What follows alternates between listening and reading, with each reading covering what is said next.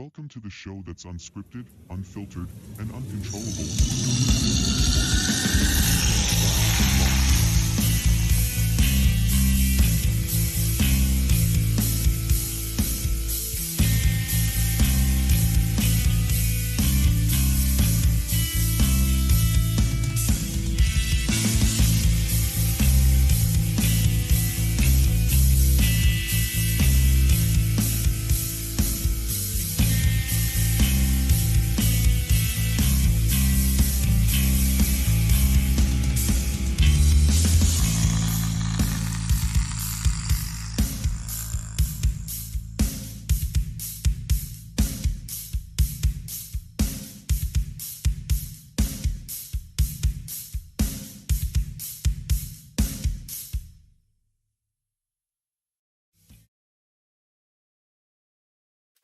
All right.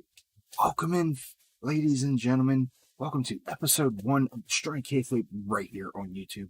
I am your host, Sam Styles. Along with me, as always, is my right-hand man, my wingman, Mr. Chaos himself. How are you doing, brother?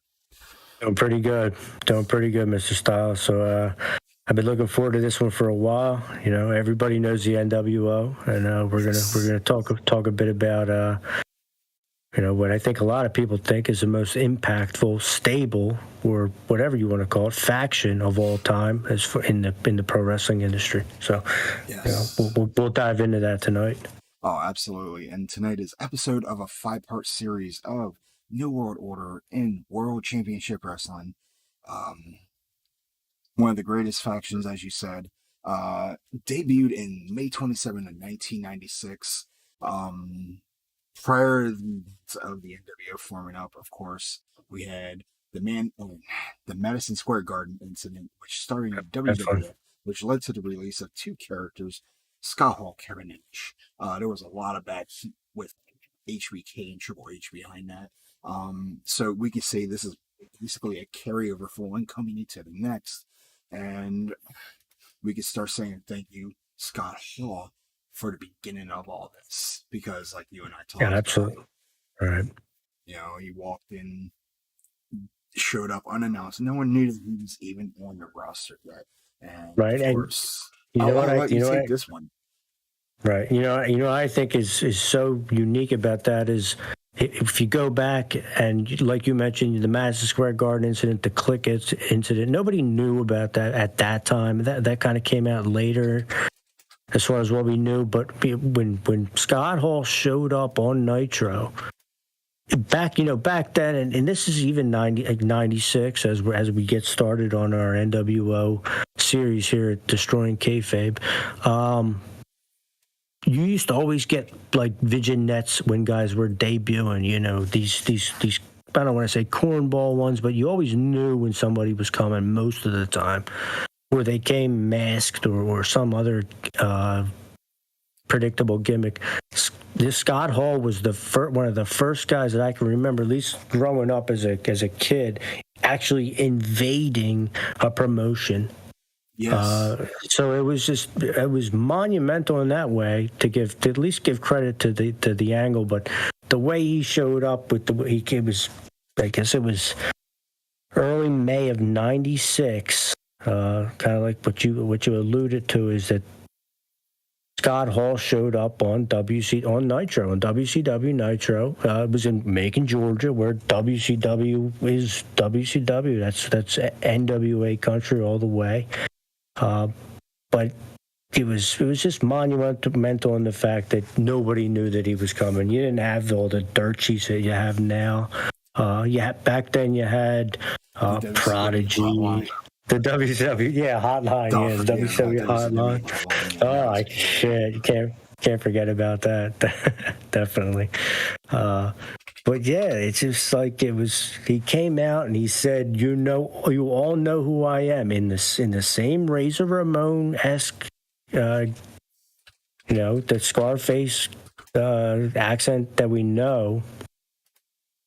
But you don't know why I'm here. And it was crazy. Everybody was going nuts for it because as a kid, you were accustomed to the cartoonish type gimmicks, maybe in a way. Yeah, and of course, we knew anything about cartoon gimmicks, it usually came from more likely WWF, WWE. Right. And, Mm-hmm. you know, Scott Hall being Razor Ramon, you know, he was the landmark for breaking that character. He was breaking away Right. from it. But at the same time, he was still in that Scarface-like character. But Right. minus the whole Razor Ramon look and everything else. Definitely. He was more aggressive. He was more Right. agile as a Mhm. character. And of course, we didn't know why he was there. We didn't know what his motive was. Everyone was just like completely shocked. So it Mhm. was just like, holy shit. Right. What is Yeah. Scott Hall doing on the card? Just like you said, Right. you know, there was no build up. There was nothing. He was released from WWF, and Mhm. weeks later, he shows up right there on Monday Nitro. And I just Right. He got even word said it best, man. and He I even said just it got best. word our chat is somewhat disabled. So Uh-oh. we're going to go ahead. We're going to fix that real quick. Hopefully. If it'll let me. I apologize for that, folks, for those who were tuned in. WWF chat is disabled for this live stream. Don't know why. Never disabled anything. Here's what we'll do. We'll keep the channel open on the other network, and whoever wants to chime in there can talk away. And we're gonna go ahead. We're gonna have to fix it another night or for next week's stream. So I apologize in advance. I had no idea it was gonna do that. But yeah, Scott Hall also mentioned that he had a big surprise coming in. Aside from him, here's what we'll do. Yeah, big surprise, man. Other network. What was it, about 2 weeks later? And we found out who it was. I'm pretty sure it was 2 weeks later. Another night or for next week's stream. Right, and that was like when they, you know, everybody, the whole outsiders came to be, and had a big surprise coming in. Aside from I was, as soon as I found out that it was going to be Kevin Nash, and then everything started making sense. A lot of us didn't know anything about the Madison Square Garden incident when at the end of the match, it was a cage match with Triple H and Shawn Michaels versus Scott Hall and Kevin Nash. I believe that's what it was. Oh, no. Yeah, and then after the match, they completely broke character. Everyone was in the ring. Paul and Nash were already on their way out, but they figured, you know, let's just generate some heat.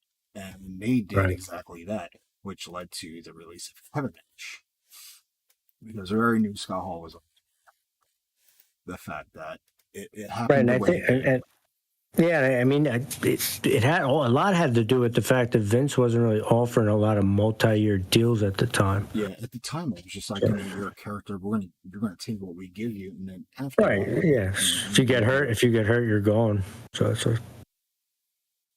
But I think that, you know, getting back to the just the timeline in the NWO, like you said, when Hall showed up, that was when Nash showed up. Rather, a few weeks later is when Hall gave like kind of the ultimatum of pick 3 wrestlers to Bischoff, and it kind of set the wheels in motion, obviously, for Bash at the Beach '96. And I think at the time, people really didn't have Hulk Hogan in their mind, at least WCW fans. And the only thing that kept Hogan in people's mind at the time was when WWF was running those the Huckster and the Nacho Man type parodies. Hogan was out of WCW. At least who knows what he's doing, filming like Thunder in Paradise or some shit.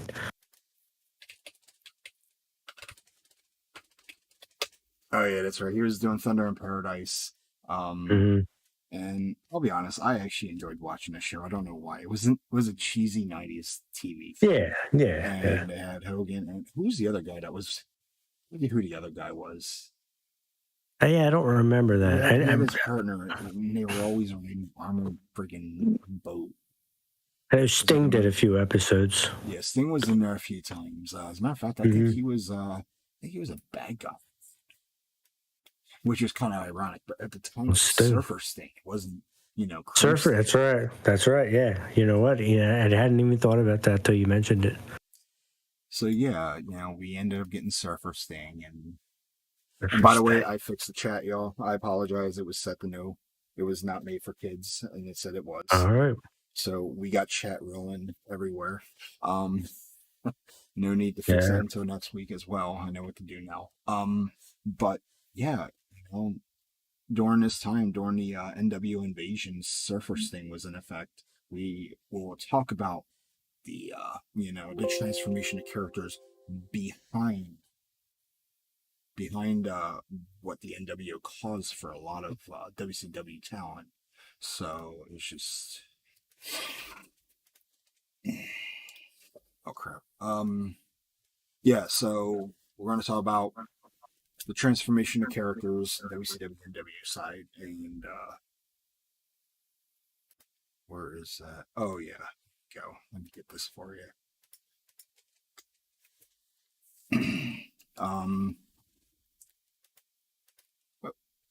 And here we go. Yeah, we got first in chat. We got DJ Metal in the house. Welcome in, dude. Great to have you on board. Glad to see you here for our first episode on YouTube for nWo chat. But yeah, we're gonna see both sides from both the nWo, WCW. What created some of the characters to change, reinvent themselves. That was the only way they're going to go into battle with the nWo down the road. But tonight we're just talking about the transformation, transformation. The formation. The formation. No, it's all right. Hey. I am so out of it this week. Yeah, me too. So. But yeah, so of course we ended up seeing Paul Nash and like you said, Bash at the Beach. It was Luger, Sting, and Macho Man going up against Paul Nash and number 3. But no one knew who number 3 was until near the end of the match. We're about maybe 16, 17 minutes into the match, and it seems that we see Luger getting wheeled out on a stretcher. Of course, Sting's down on the ground, Paul's capitalizing, and of course, Nash does a low blow, and down goes Savage, and that just brings out Hogan's attention. And from there on out, everyone's wondering why Hogan's there. What's his motive? You know what the interesting fact was about that match is that, which I thought was pretty cool, was that the WCW guys, they all wore face paint. People forget that. Yeah, they did that in solidarity. Definitely. Said they wore face paint.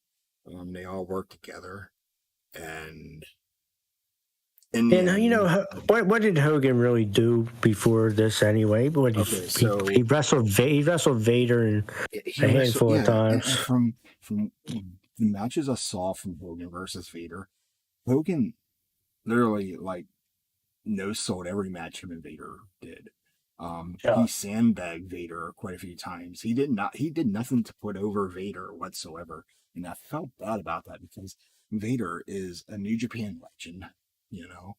Fucking Vader's a Hall of Famer in my mind. I enjoyed Vader's work. That dude, he was an overweight spot monkey. Oh, I would not say that. I wouldn't put it that way. Vader would fuck.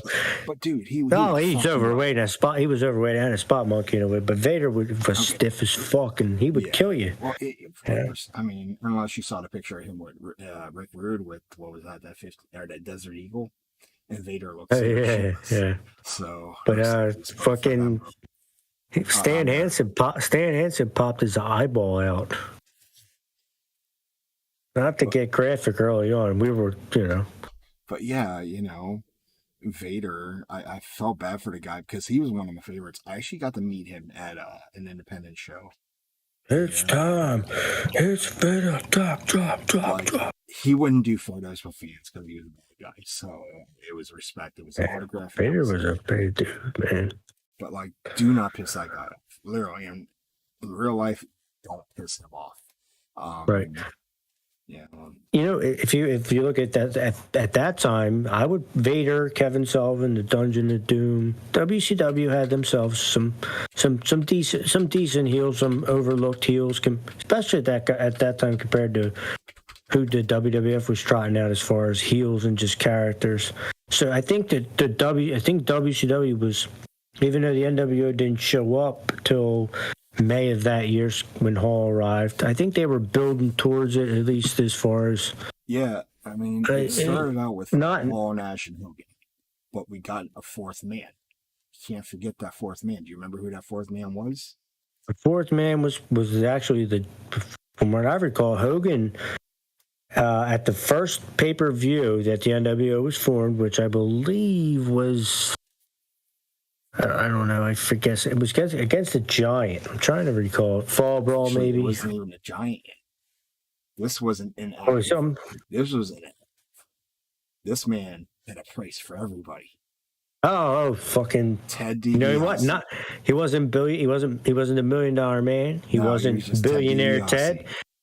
He was trillionaire Ted. Well, Hogan was calling him trillionaire Ted. Yeah, but you know who that was. People forget that. You remember who they're referring that to, though. It had nothing to do with Ted DiBiase. They were going with Ted Turner with that, but since Ted DiBiase was in there, it was a shout out to Ted, Ted Turner. But billionaire, trillionaire Ted, he was writing all the checks. Ted DiBiase did all the work for him. And of course he was recruiting, and like you said, number 4. Four, definitely. And that was and then after that we ended up getting he was just if I recall right, it was just a Nitro. He was sitting in the crowd and they panned him and Schiavone. He very nuts. Yeah, and he was there, and then right after that they ended up getting Paul White, the Giant. And right, that was number 5. Right. So Hogan actually, that was the first title defense. It was the first time that the Giant was actually in the Dungeon of Doom at the time, right? Yeah, he was in the Dungeon of Doom with Kevin Sullivan, and Jimmy Hart. So that was. But yeah, after a while, I guess Meng was in it. Right, yeah. The Barbarian. Was the Barbarian a part of that group? I'm pretty sure. God, maybe not. You could be right. I mean, Barbarian was in WCW for a short bit compared to his WWF run, but he wasn't as utilized in WCW like Meng was. I'd say I would not want to pitch that guy. He would literally fuck you. Oh, Haku? Shit. We could run a whole podcast on Haku's stories. Oh, dude. Haku. God, that's... I enjoyed watching him at house shows back before I started watching him on TV. Right. Haku was the first guy that really threw chops. He's like the chop innovator. No one ever alludes to that. He was the Karate Kid of the WWF. We'll put it that way. Right. They might say that Dynamite Kid threw chops. Okay, fine. But Haku, he fucking laid him into you. He could actually give you a chop to the throat, and he would actually, you were legit spit. Right. Yeah, he was a monster. So yeah, Haku, and his sons obviously have come into things now. So. But yeah. It's like I'm going to talk about Bash at the Beach, man. It's just like. The hostile takeover matches. Yeah, the hostile takeover. Yeah, exactly. Because there's so much that came along before that. Like, I don't know if you remember back then, even as a kid, you didn't have you didn't know, you didn't suspect anything. Nobody would have ever imagined. There was exactly. Back then you had Rex.sport.pro wrestling like news groups.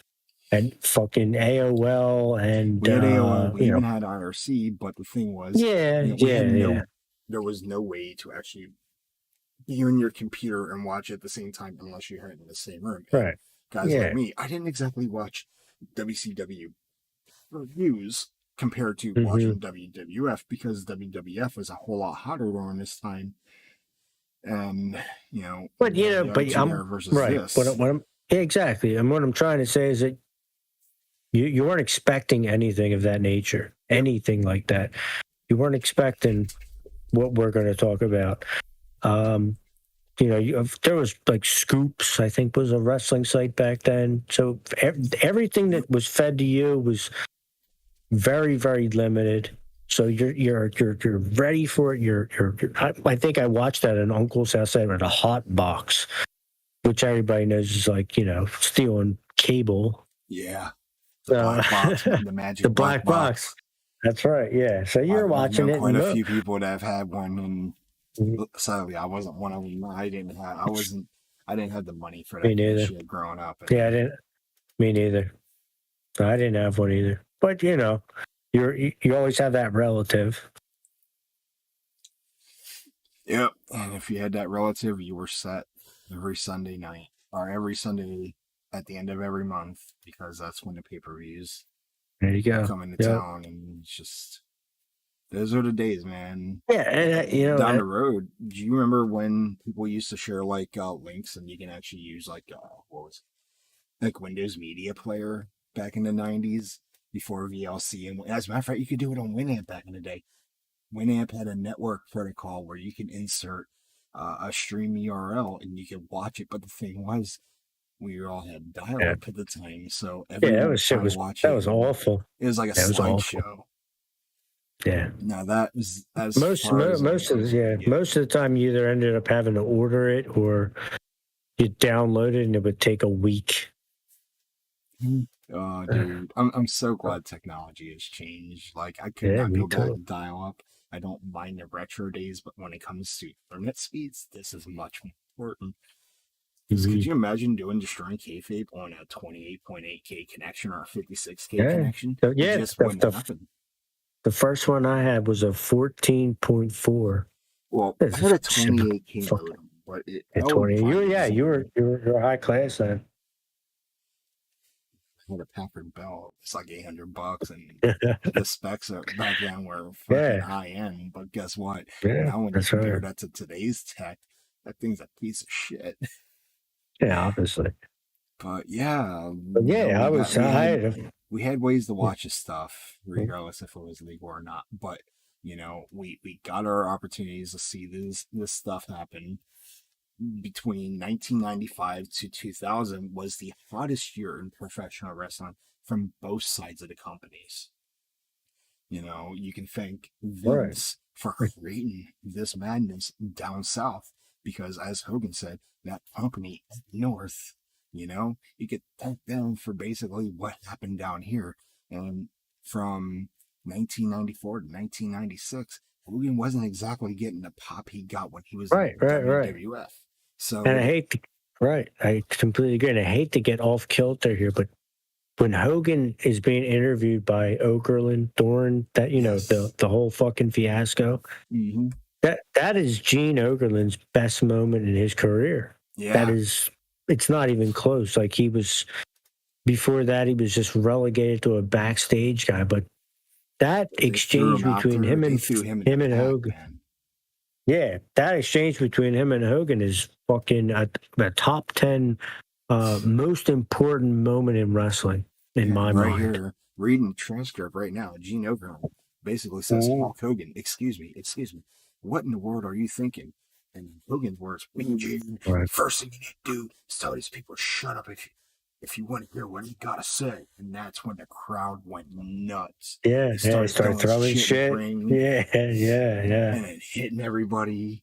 And then, of course, Hogan's saying about all this trash represents the fan base that turned on him within 2 years. Like, even Hogan went as far as shaving his mustache during his time in WCW. And he started wearing all black before he joined the NWO, which was signs of him turning down the road. Yeah, so, you know what? I had thought about that too. And remember when he was up in, what was that? What pay-per-view was that? Halloween Havoc. When he and the Giant were facing each other. And then out of nowhere, the worst big deal ever. Here comes the Yeti. Yeah. And then out there was Jimmy Hart, Lex Luger, right up there with the Shockmaster. Poor old Fred. Dude, we could talk about that shit for hours. We're gonna do. You know what? That's a different time for a different show. After we're done doing all the NWO 5 series set here, we'll jump into some WCW. I love talking WCW because Yeah, I'll me be honest, too. I enjoyed WCW before the NWO situation came in. So there was a lot of Me hot too. talent, but because of the NWO, thanks to the NWO, WCW's talent got to up their game, and they did that You for know, what I think 84 consecutive weeks. right, and I think that just to get back to what you're saying about how you liked WCW prior to the NWO, I think even for those 2 to 3 years that building up, like the Hollywood Blondes, Yeah, Brian, it that wasn't exactly Harlem Heat was around before the NWO. and before Nitro, before Thunder, before WCW Saturday Night, there was none of those names. It was just Hmm. WCW at the time. Right. There Yeah. was no Yeah. We stage should. names. I'm total agreement. It's like we could call it like The WCW Power the Hour. WCW years because WCW. I guess it was when with the NWA rather. When Turner split from the NWA. I guess it was probably 91 or 90. All right. Folks are asking me what's going on with this podcast, so I'm sharing away. You More know? folks, the better, man. But yeah, Yeah. I'm all down. Bring so them. yeah, Pick them up. Pick them up. can we call this the power plant revision?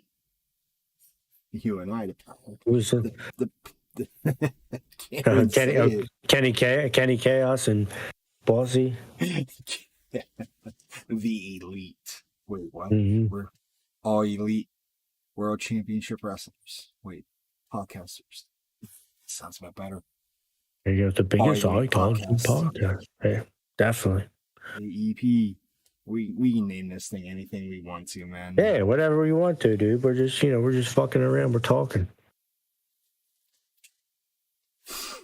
But yeah. But this formation with the NWO, we ended up with Nash, Hall, Right. So yeah, Hogan, we just kind of Giant. And yeah, then we just kind of. I'm sorry. And then we got into number 6, Sean Waltman. Right. Sean Waltman. Sean fucking Waltman. Oh, people, man. It was like, the click is but in WCW form. I thought that was great though. How they named him 6. Yeah, He was a a 6 member, and he used the right. They did it SYXX. Yeah, and I think Vincent Virgil was after that. That'd be $80 for mentioning his name. Send it to his fan page. But oh god, and of course the members behind that, we started getting top tier talent, but they were the B team. So you had Vincent, you had Scott Norton, you had Buff Bagwell, who turned on Scotty Riggs later down the road. Yeah. Scott Steiner, Scott Norton as well. A lot of Scots. Trying to think, and then yeah, that was one hell of a build up to a new formation. Oh, absolutely. The one thing that I think was also incredible and was when Bischoff joined the NWO. I think that yeah. Well, all it took was that interview, Clash of Champions. Mm-hmm. It was Clash of the Champions, and Bischoff interviewed Hall and Nash, and of course the infamous powerbomb heard around the world because Nash powerbombed Eric Bischoff into that table down below the staging area. That right there gave him the mindset, why don't I just join? Right. It's like, if you can't beat him, join him. And that's exactly how it came about. And because of that, the NWO became even more powerful because Bischoff was the one signing the contracts. He was the one making the money for them. He just wanted a big group of friends. And I don't know if you remember back in the early Raw stages before the Attitude Era actually kicked in, Jim Cornette cut that promo on WCW. Jimmy Boy. Oh, Jimmy Boy. Good old Jim Cornette. Good old Jimmy Boy. He did a complete shoot on Eric Bischoff. talking about how he created the NWO to make friends. Like, I was like, Yeah. dude, these shoots were real. They were as real as they get. And it wasn't emotion coming out of Jim Cornette, though, because I'd never seen emotion coming from him. It was just pure fucking hatred because he and Eric Bischoff never liked each other. Like, well, I mean, Paul Heyman and Eric Bischoff never liked each other either. I don't think any who does like Eric Bischoff. What do you think? Paul Heyman. I do. Paul Heyman used to be in WCW. Mm-hmm. When he was Paulie Dangerously before he was Paulie Dangerously in ECW. Absolutely. And you know what? I think the Dangerous Alliance was probably like the precursor to the NWO, because that was probably the biggest stable prior to the NWO. I remember who was all in it. That was Steve Austin. That was Austin, Heyman, Arn Anderson, Bobby Eaton, Sid Vicious, Rick Rude, Missy Hyatt. Yeah, she was like that was that the whole thing. She was carrying a laptop, the brick. Usually you had small faction stables, 3-4 guys, but the Dangerous Alliance was 6-7 people. They had that fucking incredible War Games match. I think it was in 91 or 92. Yeah. Maybe even too. Let's fuck the WWE Network, man. I'll be honest. I'm tired. Peacock has it and wiped out most of the archives. So. Yeah, it sucks. Yeah. It's happened that way, just... Our childhood, if we want to watch it again, we got to find someone that had VHS tapes, or someone that had VHS tapes and burned it to DVD. That's the only way. Or find it on YouTube. That's our last resort of finding things. I want to go back to watching stuff that we all grew up to. Because when you mentioned Dangerous Alliance, it's like, God, dude, that goes back to the early stages of WCW before. Oh, yeah. That's what I'm saying. It's in the early 90s. We should definitely do before the NWO series too. Yeah. Mm-hmm. But yeah, like this whole beginning of the formation thing, as soon as they started, recruiting, right as soon as they got done recruiting, do you remember all that chaos they created? Oh yeah, we're definitely going to get to that at some point. I mean, when you're talking 1996, they got their own pay-per-view. Yeah, but by the end of '96, after Starrcade, and you know what? What sucks is the Piper thing at Starrcade. Do you remember that? Kind of, dude. Wasn't that where he was like trying to create his own team or whatever? Yeah, it's someone like that. It's just Roddy Piper all of a sudden was in WCW in 1996. I remember when his music started playing and everyone started rocking out. And of course, they started this whole storyline of where Piper was illiterate. Yeah, I don't blame him. I'm just kidding. I'd be illiterate too if I was in WCW because, but at the same time, I enjoyed it for its wrestling, not all of his storylines. There was no actual storylines except for, like you said, Dangerous Alliance. Dangerous Alliance was taking over, the company with, high-end talent.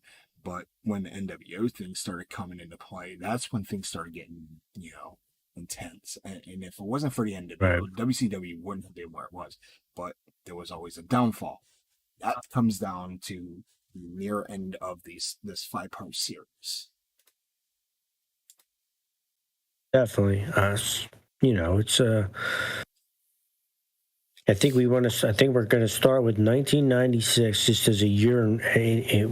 The NWO had actually, I think people misconstrue what they brought there. They've revolutionized wrestling. I don't think. I think I play up. Me. I play up ECW to the hilt. Oh, dude, I love ECW, but man. Yeah, but the NWO was the original faction. Just what they did. You had the Four Horsemen before. Oh, it's okay if you want to say it. The Four Horsemen are better. Fine. Cool, great. They went through so many different members, man. Right, and they found a way to kick every one of them out if they didn't like them. Right, were people walking around with Four Horsemen shirts on? No, ever? Very not. little. But were maybe people walking around with fucking NWO T-shirts on all the time? Dude, that was Yes, the they best were. part. The merchandise, the NWO was a huge merchandise deal. Mhm. That honestly, but behind Right. it was a very political thing because it was top tier stars. But besides that, when it came to the NWO, if you're NWO, you're NWO for life. And let me tell you, Yeah, to this very everybody day, was throwing up that shit. That was hilarious. like I never had a black and white NWO shirt, but I can tell you the other one I had, good old Wolfpack. Wolfpack is back. I still wear an NWO t-shirt. Hell yeah. Yeah. Now I have 2 NWO style t-shirts here, but it is to represent my good friend, Mr. J-Bone himself, also does wrestling podcasts right here. And I will cheap plug him because he's a very good friend. J-Bone from Smash This Podcast. If you guys want to find his channel, feel free to check out Smash This Podcast on the YouTube network. So there's your cheap plug. There's your plug, bro. He has I have 2 of his, well, I have 3 of his shirts. I have the black and red, black and white versions of his STP for life, and then I have the his first ever retrograde style shirt of STP, and very, very great guy. Love that dude to death.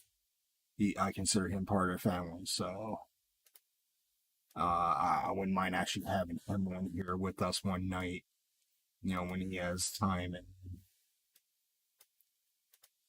But let's see what else we got here for formation. The formation. I know we mentioned most of the names that came in. Tag teams, tag team turmoils. Scott Steiner joined the NWO. Macho Man as well. Can't forget Macho Man. And with a huge deal behind it. The package for him was he got Miss Elizabeth. They brought her into the NWO. So right, yeah. And that was in 96 as well, as far as the year they were talking about. Yeah. What's funny is that I totally forgot about it was, and I also think this was, it's definitely was even a bit gimmicky at that time, was when the fake Sting came along. And that was a big part of that year for WCW and the NWO. The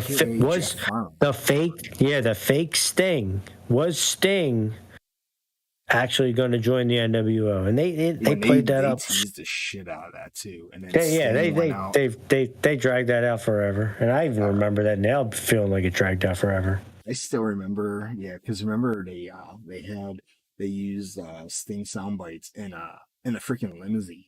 And, And then, of course, Lex Luger goes out there and he sees this fake Sting and he believes it's the real Sting. Mm-hmm. And then, of course, what was it, War Games, when Sting was supposed to be in that cage match with them all. It was like 8-man warfare, and he wasn't out there. Right. He did come out near the end, but he started looking different. He didn't come out in his classic surfer gear. Right, and it actually ended. The match ended, and I thought this was great. I thought this was brilliant, given the whole concept of fake Sting and real Sting coming out, and he can't save them, and the fake Sting ends up putting Lex Luger in the Scorpion Deathlock, and they won. Yeah, it was crazy. So, Sting went out, clean house, said, "Do you believe me now?" Because they didn't trust Sting. And then, right. How can you confuse the fake Sting with the real Sting? Like, the fact that the fake Sting was a little bit chubbier, less bulky. Like, he didn't have the muscle mass that, our Stinger had. And it was great. And, of course, down the road, we started seeing the transformation of Sting. He cut that one promo, or his final promo, before he went silent for over a year, actually. Yeah. Like, I never thought I'd see a guy that did such a thing. They tried to do that with AJ Styles and TNA. They tried to give him that kind of gimmick. In the end, it didn't work out very well. But he was this lone wolf kind of guy, and he did things, on his own terms. But the whole thing with Sting is, like you mentioned, he was out for over a year, 15 months, I think, but when he came back, the Sting character evolved just as the fake Sting character evolved. Yep. So that was fantastic maneuver. Whoever was behind that, I don't know if I think Kevin Sullivan was booking back then. I wouldn't be surprised if it was him. Yeah, I think that sounds a lot like him. But that was genius. And then, that we get into who else joins, like Masahiro Chono. Remember, NWO NWO Japan, but it was right. There was it wasn't just NWO Japan. That was the term that we used here in the U.S. The actual name, I believe, was Techno Team 2000. Okay.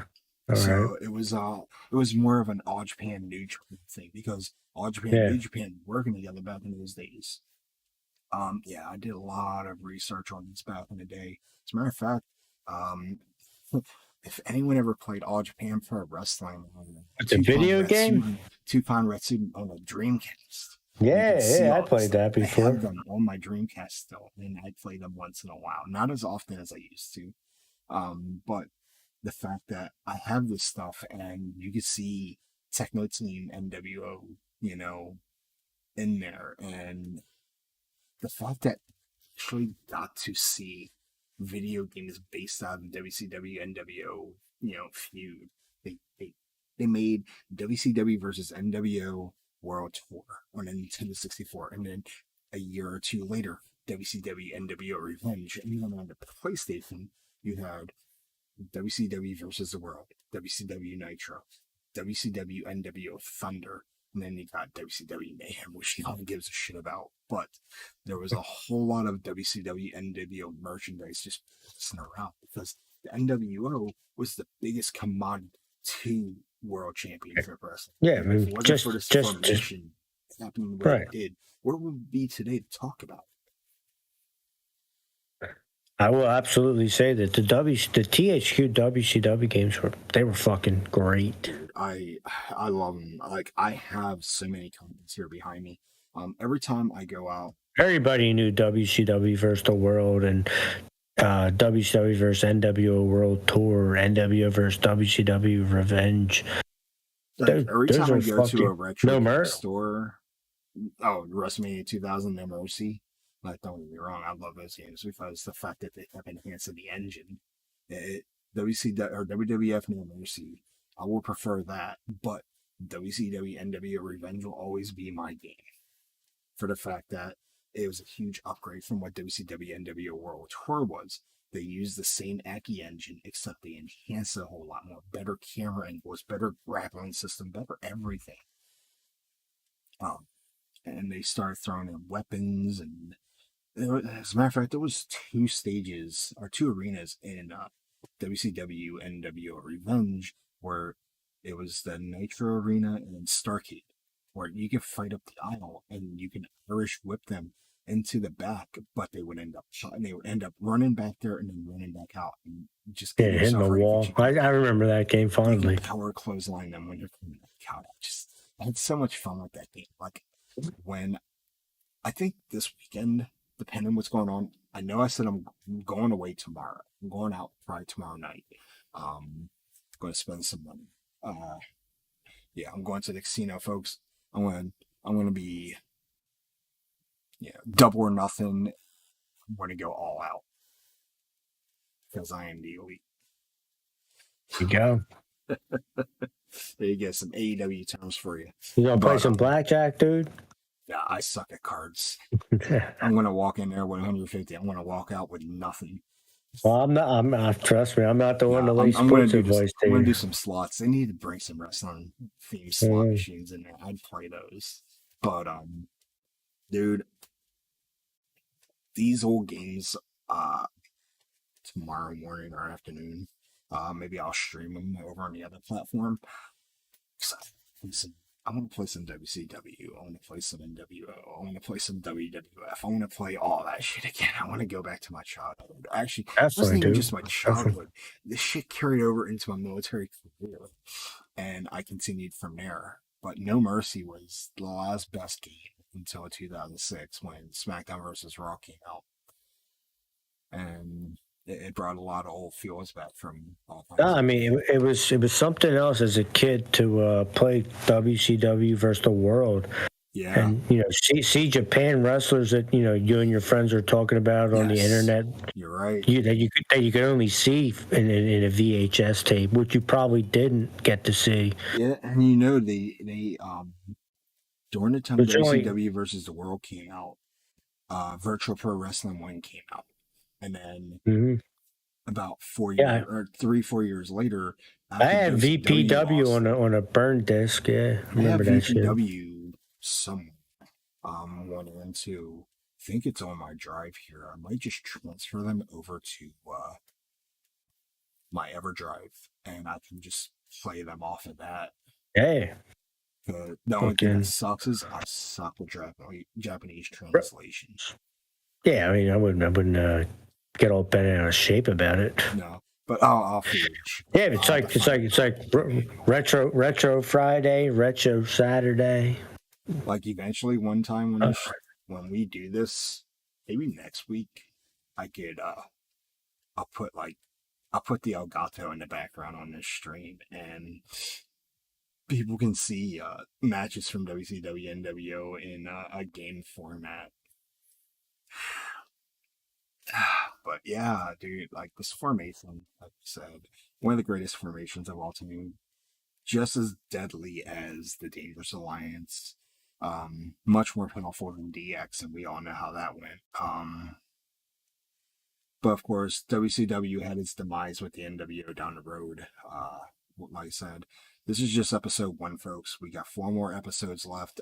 The next 4 Fridays, we're going to talk more about, moving forward with how the NWO started to succeed, how it started to pick up in the ratings war, because guarantee Eric Bischoff is the reason why the NWO happened. And then you could thank Paul Nash and Hogan for helping carry WCW the way they did. No wonder why Hogan had a back brace on all the time, all that carrying. a hoster. But man, let me tell you, Hogan's 2 years in WCW before he joined the NWO was pretty brutal. He was over for the first few months.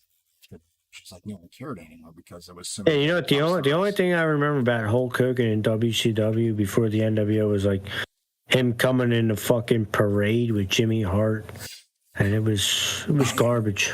But don't forget, him and Jimmy Hart, they are the best of friends. Wherever Jimmy Hart went, and I met Jimmy Hart on quite a few occasions. That's right. I do remember that. As a matter of fact, like we talked about this before. I'm on Wikipedia. I'm cropped out Right. photo, but I'm on Wikipedia. Right. Thanks, Jimmy Hart. Yeah, that's right.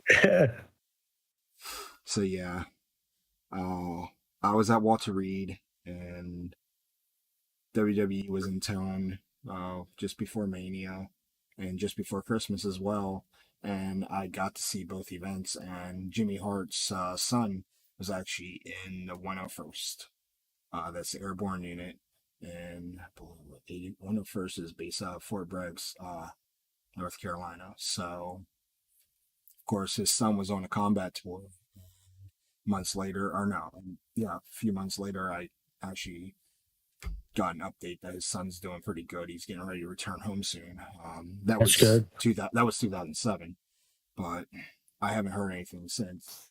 Jimmy and we don't keep in touch outside of that, but I wish I could get in touch with him more often because us vets, we have nothing but love and respect for each other, and the fact that his old man Jimmy is a great guy. Let me tell you, everyone sees him as that annoying guy with a fucking megaphone.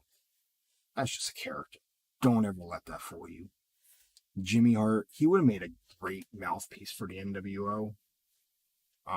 But the only thing that would have sucked is that they would have got tired of that whole annoying ass megaphone thing that they probably would have beat him with it. I also think that sometimes they use Jimmy to carry others, weakling people. You know what I mean? Yeah. Well, look what they did with the Nasty Boys in WCW. They used them with Jimmy Hart, and that didn't work out where. Like you didn't need Jimmy Hart in the NWO. No, you didn't. But it would have been funny to see him in there for a while. Yeah, well, black. He's going to get ejected anyway. Black and white megaphone. Dude, that would have been great seeing that with the NWO logo on it. But here, let's go ahead and check out the chat.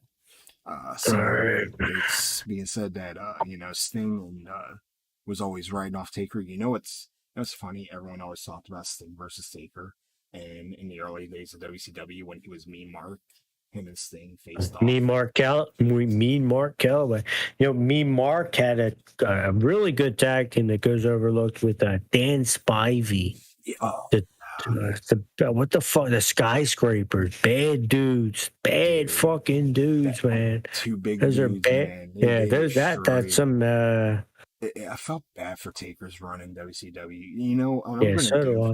I'm gonna give Taker, the benefit of a doubt that he stuck with Vince that entire time. He Oh could well, have I mean, jumped ship. Him, HBK, they would have left for over to WCW. If they would have done that, WCW probably would still be in business right now. yeah, I mean, it's just there's a lot of variables involved. I But just the only problem, the I biggest agree with you downfall, to an extent. the only downfall was the fact that WCW was shelling out more money but giving less product after a while. Yeah, WCW wasn't valuing any type of future, and it seems cliche, but all right, you can give the big names all that money, and most of them guys are fucking hurt half the year. Yeah. But then you're going to neglect an Eddie Guerrero or Dean Malenko, Harlem Heat. Look at Eddie. He and Waltman carried the cruiserweight division. Right, and you know what's funny that. is when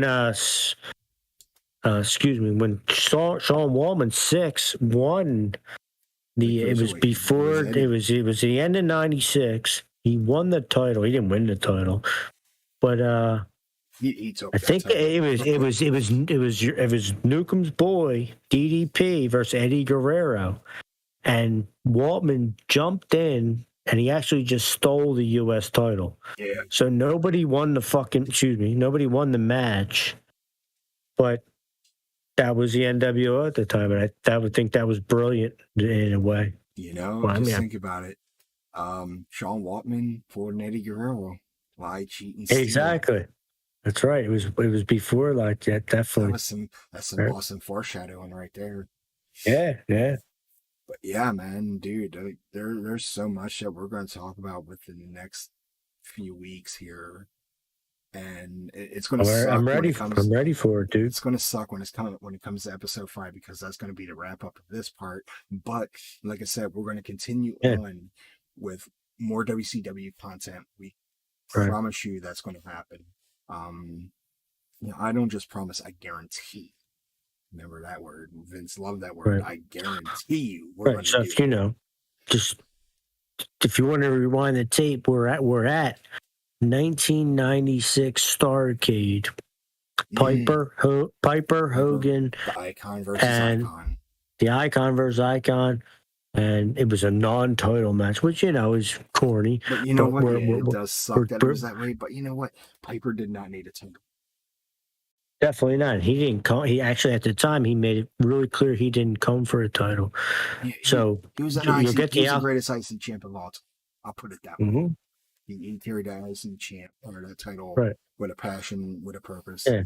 But when it came to WCW, he and Hogan were starting to hit that old time phase. They were at the peak and prime of their career, but they continued doing what they did because they loved what they did. Sadly, they transferring back over to WWE about a decade later, but it is what it is, and they did their thing, and then Piper became a tag team champ with Ric Flair. I don't know what that was for, but they did it anyway. I guess it was just because they want to throw some legends under the tag team banner for a while, but that's WWE shit right there. Yeah, that's some cornball shit. That's some circus material. Carney material. All right. We'll pick back up where we left off after episode 1, and So will we have episode 2 again? Yeah, episode 2. I guarantee it'll be sold out. You hear that, folks? Sold out. And we are definitely going to talk about that next Friday we'll say about 10:15 p.m. Eastern Standard Time. So be sure to tune your dials right here onto YouTube. As for now, I am CM Styles, and that is Mr. Chaos himself. You've been watching Stern Kayfabe. Everybody, have a great evening.